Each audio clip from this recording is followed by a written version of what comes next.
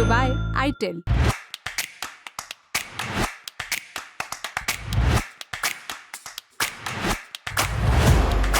नमस्कार, मेरा नाम उपासना है और आप देख रहे हैं द लंदन टॉप का डेली फाइनेंशियल बुलेटिन खर्चा पानी। हिंडनबर्ग के आरोपों के बाद अडानी ग्रुप दूसरी बार गहरे संकट में फंसता दिख रहा है। अब अमेरिका से ही अडानी ग्रुप को एक और बड़ा झटका लगा है। इस बार अडानी ग्रुप के मुखिया गौतम अडानी और उनके भतीजे समेत 7 लोगों पर हजारों करोड़ रुपए की रिश्वत देने जैसे गंभीर आरोप लगे हैं।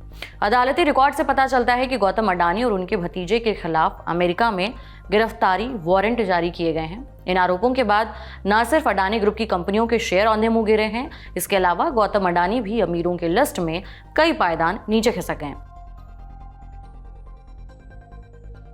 समाचार एजेंसी रॉयटर्स की रिपोर्ट के मुताबिक दुनिया के सबसे अमीर लोगों में शामिल गौतम अडानी के साथ 7 अन्य लोगों पर धोखाधड़ी के कई आरोप लगाए गए हैं।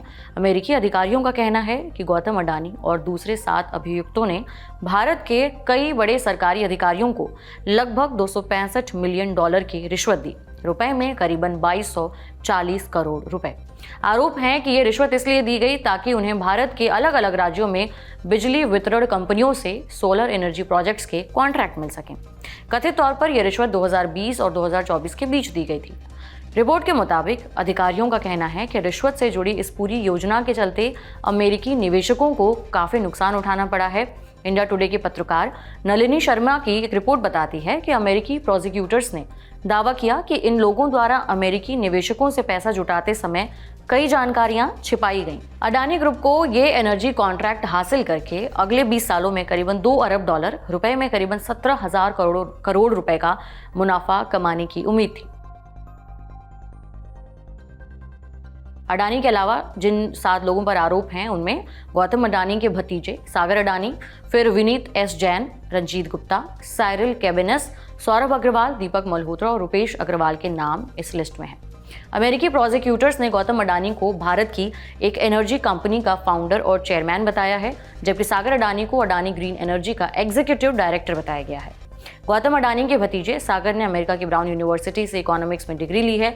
सागर 2015 में अडानी ग्रुप में शामिल हुए थे। सागर अडानी ग्रुप के एनर्जी बिजनेस और फाइनेंस को मैनेज करते हैं। उनका ज्यादातर काम रिन्यूएबल एनर्जी बिजनेस को बढ़ाने को लेकर रहता है। वहीं रंजीत गुप्ता एज्योर पावर के CEO थे। रुपेश अग्रवाल एज्योर पावर में सलाहकार थे। अमेरिकी प्रोसिक्यूटर्स के मुताबिक गौतम अडानी की कंपनी अडानी ग्रीन एनर्जी ने solar energy corporation of India को 12 गीगावाट सोलर एनर्जी देने के कॉन्ट्रैक्ट को हासिल किया था। हालांकि solar energy corporation of India को सोलर एनर्जी खरीदने के लिए भारत में खरीदार नहीं मिल पा रहे थे, इसलिए बिना डील के बाद आगे नहीं बढ़ सकती थी। ऐसे में अडानी ग्रीन एनर्जी और एज्योर पावर ने सरकारी अधिकारियों को रिश्वत देने की योजना बनाई। कथित तौर पर इन लोगों ने भारत के कुछ राज्यों में सरकारी बिजली सप्लाई करने वाली कंपनियों के साथ सोलर एनर्जी से जुड़े कॉन्ट्रैक्ट हासिल करने के लिए 2020 से 2024 के बीच भारतीय सरकारी अधिकारियों को मोटी रिश्वत दी। दावा किया गया है कि इसका एक बड़ा हिस्सा आंध्र प्रदेश के अधिकारियों को दिया गया। अमेरिकी प्रोसिक्यूटर्स का आरोप है कि नाम छिपाने के लिए कई तरह के कोडवर्ड्स का इस्तेमाल किया गया था। उदाहरण के लिए गौतम अडानी को न्यूमेरो उनो या फिर दी बिग बैन कहा जाता था। इस मामले से जुड़ी पूरी बातचीत एनक्रिप्टेड मैसेजिंग के जरिए की गई। लेकिन सवाल ये कि जब रिश्वत भारतीय अधिकारियों को दी गई तो अमेरिकी एजेंसियां इतनी दिलचस्पी क्यों दिखा रही हैं? ये बात बिल्कुल सही है कि रिश्वतखोरी के आरोप भारतीय अधिकारियों से जुड़े हैं, लेकिन अमेरिका में एक कानून है। इस कानून का नाम है विदेशी भ्रष्ट आचरण अधिनियम कानून। संक्षेप में कहें यानी इंग्लिश में कहें तो FCPA। ये कानून उन भ्रष्टाचार के मामलों को आगे बढ़ाने की या उन पर कार्रवाई की अनुमति देता है जो अमेरिकी निवेशकों या अमेरिका के बाजारों से जुड़े हों। इसलिए अमेरिकी प्रतिभूति एवं विनिमय आयोग यानी SEC इतनी दिलचस्पी इस मामले में दिखा रहा है। जिस तरह भारत में SEBI है उसी तरह अमेरिका में SEC है, SEC माने मार्केट रेगुलेटर। लेकिन SEC को काफी सख्त माना जाता है। वहीं बात करें गौतम अडानी के साथ जिस एज्योर पावर कंपनी के अधिकारी सिरिल सेबेस्टियन डोमिनिक कैबिनेस का नाम लिया गया है उनकी, तो वो कंपनी भले ही मुख्य रूप से एक सहायक कंपनी के जरिए भारत में कारोबार करती थी, लेकिन जब कथित रिश्वतखोरी का ये मामला हुआ तब वो कंपनी न्यूयॉर्क स्टॉक एक्सचेंज में लिस्टेड थी। एज्योर मॉरिशस में बनाई गई कंपनी है। वैसे तो इस कंपनी का प्रमुख कारोबार भारत में है, लेकिन सेक के मुताबिक 2020 से 2024 तक, यानी जब ये पूरा मामला हुआ, उस समय azure stock New York stock exchange में लिस्टेड थी। हालांकि नवंबर 2023 में अमेरिकी बाजार नियामक ने रिपोर्ट दाखिल करने में फेल रहने के कारण इसे अपने मार्केट से डीलिस्ट कर दिया था, यानी मार्केट से हटा दिया था। इस बारे में सेठ ने मीडिया को जारी एक बयान में कहा, गौतम अडानी, सागर अडानी सितंबर 2021 में अडानी ग्रीन द्वारा नोट पेशकश के दौरान रिश्वतखोरी योजना में शामिल थे। इसमें $750 मिलियन जुटाए गए थे। इसमें अमेरिकी निवेशकों से लगभग $175 मिलियन लिए गए थे। प्रोसिक्यूटर्स ने यह भी कहा कि अडानी और अडानी ग्रीन एनर्जी के एक अन्य अधिकारी, अडानी ग्रीन के प्रबंध निदेशक विनीत एस जैन ने कर्जदाताओं और निवेशकों से अपने भ्रष्टाचार को छिपाकर $3 अरब रुपए में करीबन 25,000 करोड़ रुपए के डेट और बॉन्ड के जरिए जुटाए।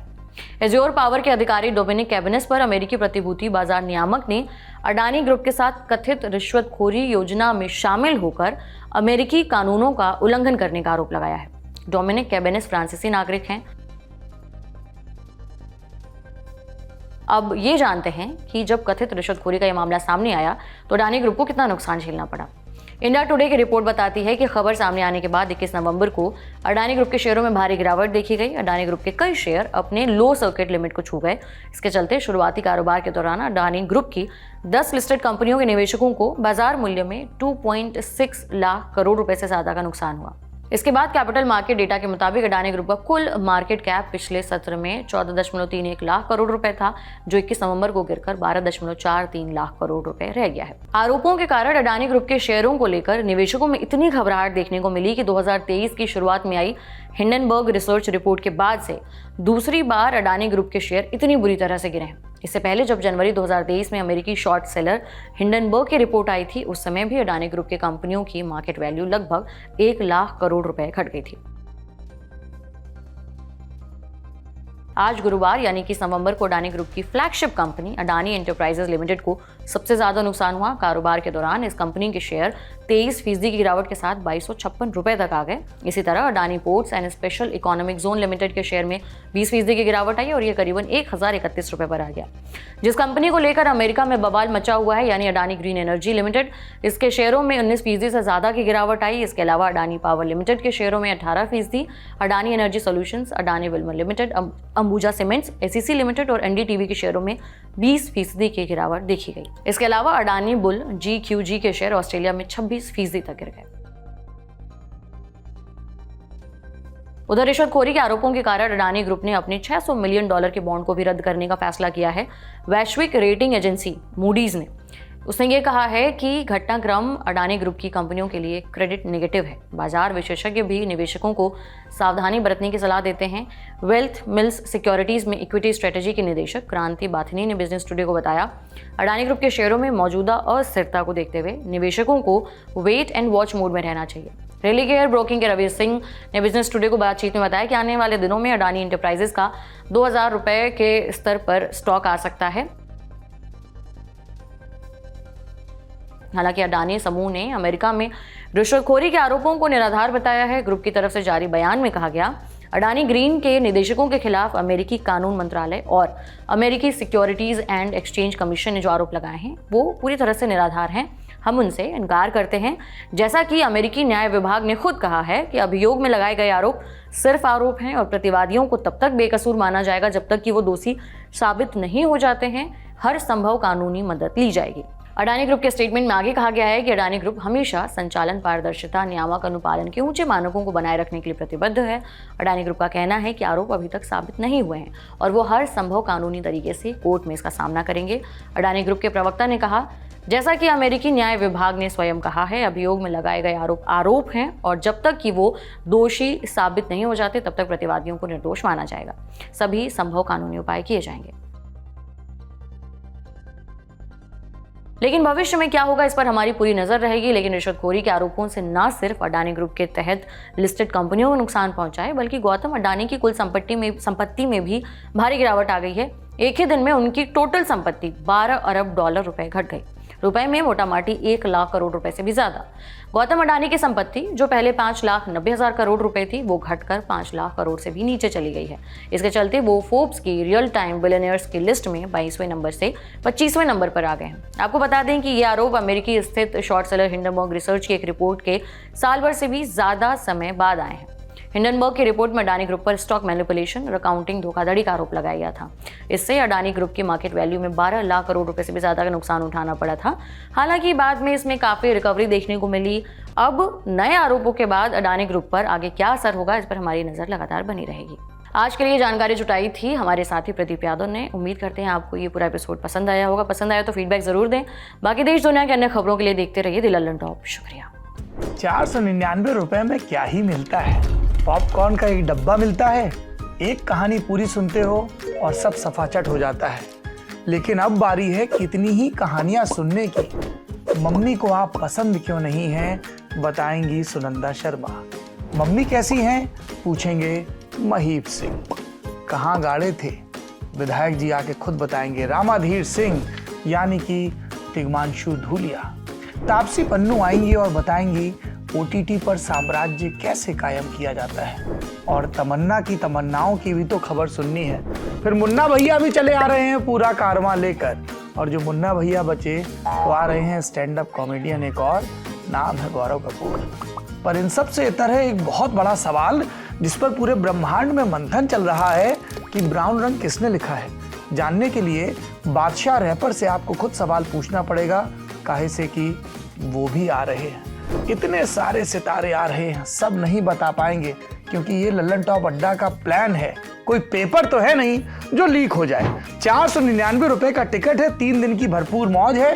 तारीख जल्दी से कैलेंडर पे कट्टम जीरो करके बना लीजिए। 22, 23 और 24 नवंबर। जगह है दिल्ली का नेशनल स्टेडियम, मेजर ध्यानचंद यानी दद्दा के नाम पर बना हुआ नेशनल स्टेडियम। और ये टिकट मिलेगा कहाँ? फटाक से जाइए thelallanTop.com की वेबसाइट पर, उसके माथे पे चमचमाता हुआ बैनर दिखेगा, ठोक दीजिएगा क्लिक, भर दीजिएगा डिटेल, मिल जाएगा आपको अपना टिकट। और मिलेंगे हम जो इस टिकट के उस पार की दुनिया, किस्से कहानों की, तजुर्बों की, ज्ञान की दुनिया को आपके सामने परोसेंगे। बहुत सारे सवाल होंगे, बहुत सारा गाना, बहुत सारी मस्ती और बहुत ही लल्लन टॉप किस्म के अनुभव। तो आइए लल्लन टॉप के सालाना उत्सव में लल्लन टॉप अड्डा में आपका भरपूर स्वागत है।